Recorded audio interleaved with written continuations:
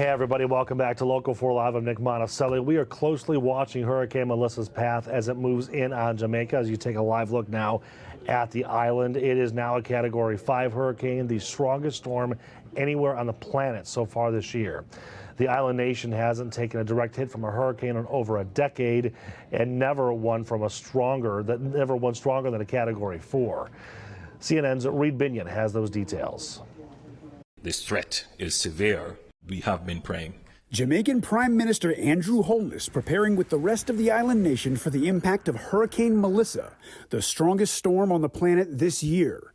The streets of Jamaica's capital city, Kingston, empty on Monday as the rare Category 5 hurricane raged in the Caribbean, with winds of up to 175 miles per hour. The enormity of the threat on full display as a hurricane hunter plane flew into the storm's eye on Monday. The slow-moving giant is expected to dump a massive amount of rain as it moves over Jamaica, causing landslides and catastrophic flash flooding. That, combined with the powerful storm surge and high winds, threaten widespread damage to infrastructure. The National Hurricane Center warned of the potential for, quote, total structural failure. It could have an impact on our shores more to the western end of Jamaica. And if that were to happen, and I've said it before, I don't believe there is any infrastructure within this region that could withstand a Category 5 storm. The Prime Minister saying after the storm passes, Jamaica will need help. The long-term recovery and the medium-term recovery would require support. We continue to pray for the best. Now, the airports there are also closed, making it hard for Detroiters. Laura Sr. and her husband, Lenton Sr., to get out. They are in Kingston visiting the island to meet their one-year-old grandson. They were planning to leave out on Monday. Now, as the hurricane bears down, they are riding it out on the 8th floor of a condo building. They've been telling us, that we need water and food. The only thing we are concerned about is that when we are ready to get to the airport, if the roads would be clear. All right, let's check in with our own meteorologist, Ashley Barrissey, to see where things stand. Ashley, this is going to be catastrophic. Absolutely, Nick. When we have these massive tropical systems, I like to try to put them in perspective for folks here across Metro Detroit, because sometimes it's hard to wrap your mind around just how monstrous some of these hurricanes could be, in particular this one. It is that Category 5, strongest on the Saffir-Simpson scale, as you mentioned. As I put a ruler on, these outer bands stretch more than 700 miles. So I've circled the outer bands of this hurricane.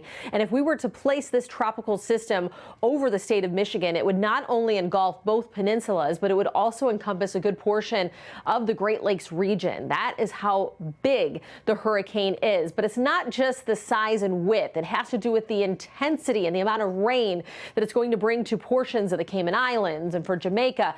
So you can see the distinct eye on satellite imagery right now. But here's some really interesting facts. So we have this thing called maximum potential intensity. It's a meteorological phrase for what the Earth's atmosphere can produce at its strongest capacity for a hurricane. And theoretically speaking, we probably wouldn't see a hurricane surpass sustained winds over 184 miles per hour.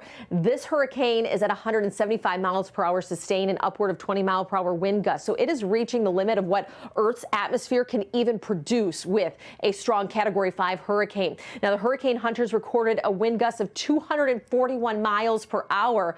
Also spotted birds within the eye, which is the calmest part of the hurricane, because they could not escape the eye given that the violent winds of the eye wall were so intense. So this will be the first Category 5 hurricane to make landfall in Jamaica, also ranking in the top 10 for strongest hurricanes in the Atlantic Ocean. And so this now surpassing Hurricane Katrina when it comes to the strength with how low the pressure is. So on the Saffir-Simpson scale, you have to have over 157 mile per hour winds sustained to be in the strongest Category 5. This by far surpasses this, given that the latest update has put us at 175 mile per hour winds and starting to increase in movement. It's been so slow moving, down to about 2 miles per hour at one point this morning, but now it's 7 miles per hour. So at that rate, likely making landfall, the eye of the storm, late this morning, just before, I would say, the lunch hour, and as a Cat 5. This could still be a Category 5 hurricane because of how strong it is once it passes Jamaica and then makes secondary landfall into Cuba going into the overnight tonight and tomorrow morning. That then will continue northeast, so the trajectory keeps it out in the open waters of the Atlantic. And the only silver lining with this is the fact that it will not be making landfall in the United States. So we're going to keep a close eye on this part of the forecast, and of course bring you the latest updates in the next couple hours as it does make landfall, and then we'll get to your local forecast coming up in the next half hour as well, Nick.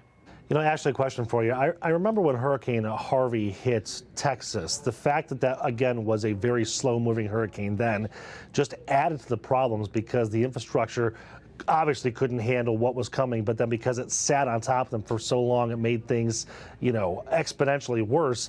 That's probably exactly what's going to happen here as well. Absolutely. And if you recall, Harvey went all the way up into the Midwest and caused flooding concerns even here across the Midwest because it was such a slow moving rain system that basements were flooding. And we got just the remnant moisture from that. So this system moving so slowly and dumping upward of 30 inches of rain in Jamaica and 20 to 25 inches of rain in Cuba. So not only the flash flooding concerns, but also the landslides that will come with this. So it's not just, you know, catastrophic with the winds, which kind of putting that in perspective, think about riding out a 12-hour tornado. That's what some folks are going to endure. And then you're adding all of the rain, the flooding, and the landslides on top of it, Nick. Oh, gosh. Okay, Ashley, thank you so much for the insight there.